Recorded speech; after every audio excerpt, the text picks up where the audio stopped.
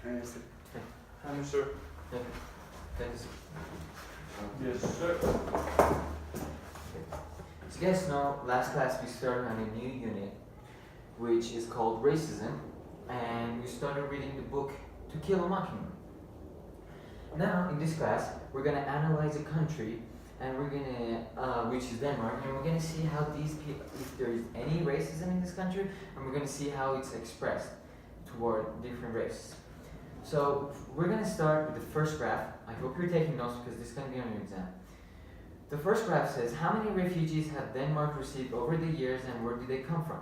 So as we can see, the migration pattern starts in 1956 and it keeps going up until 1995, which is its peak, and then it goes down again. In 1995, about 45,000 people entered this country, and they were mostly from Bosnia, which is a country kind of nearby. So we see that this graph keeps going up and it falls down again. The reason, we don't know yet, but we're going to talk about it. So let me give you some facts. I hope you're writing this.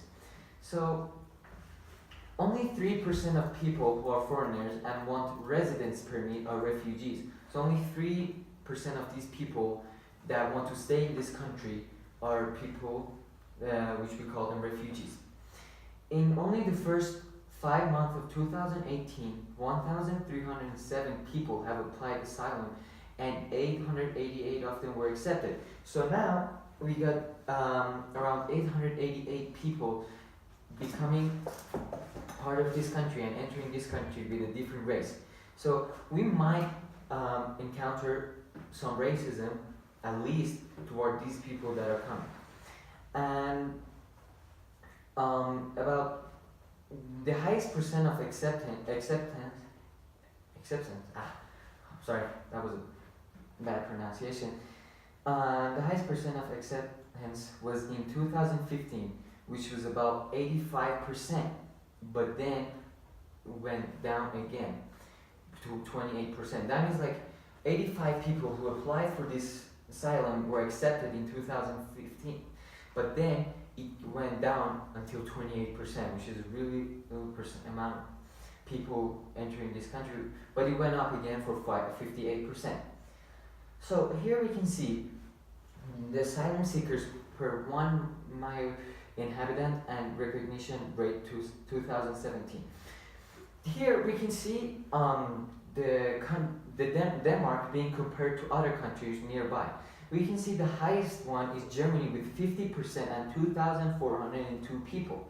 Then we got Sweden, Italy, France, Netherlands, Finland, and then at the end we have Denmark with 36% and 544 people. After that, we're gonna have a comparison again with different countries. We're gonna have refugees granted asylum per 1,000 inhabitants 2016 between 4 countries. What are the 4 countries? Denmark, Norway, Germany, and Sweden. So for Denmark, which has the lowest granted asylum, it's about 1.3. For Norway, it's about 2.4, and Germany 5.2, and Sweden 6.7. So we can see that Denmark has the lowest amount of granted asylums between these 4 countries. Now we're going to take a look at the number of asylum seekers in Denmark and EU.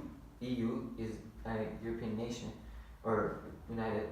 So we got it's a comparison between Denmark and other countries from year 2008 to 2016. We can see that these graphs, there are 2 lines.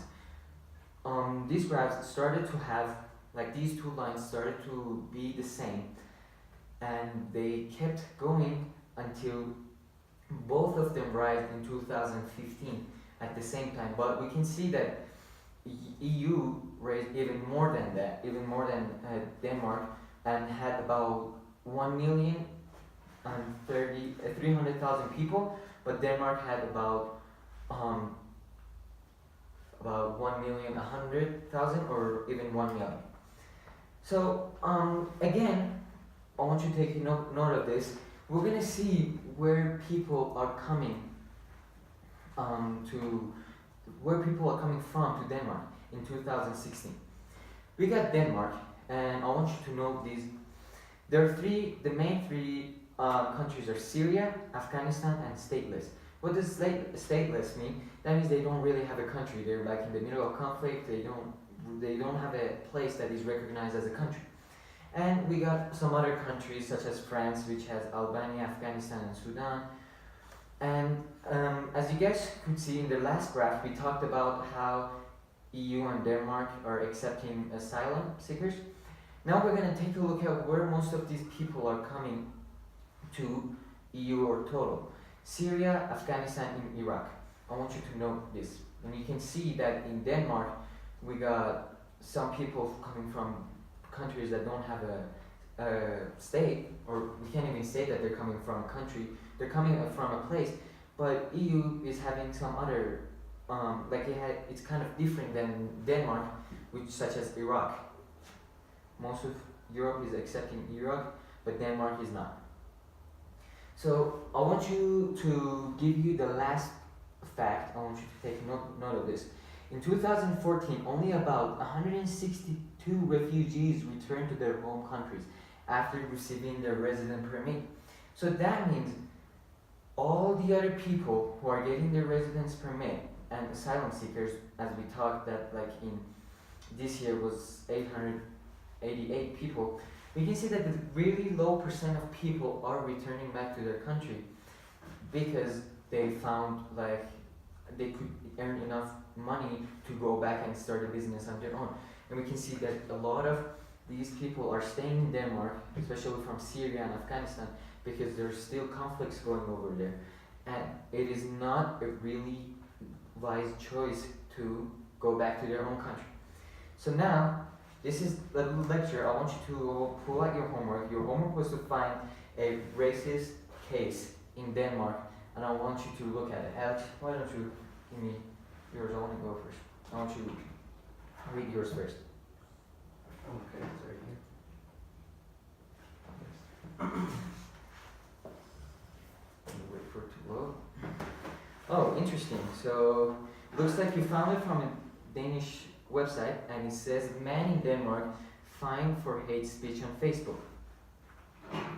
So let's see. Here it says a 39-year-old man from Aalborg must pay fines totaling 4,000 kroner for posting hate speech on his Facebook page in October 2017. So, it looks like this speech was against the Muslims, and that's it. That's our first scene. Yeah, that's our first one. And now you need to start read. Like, now you. And now we're gonna go to the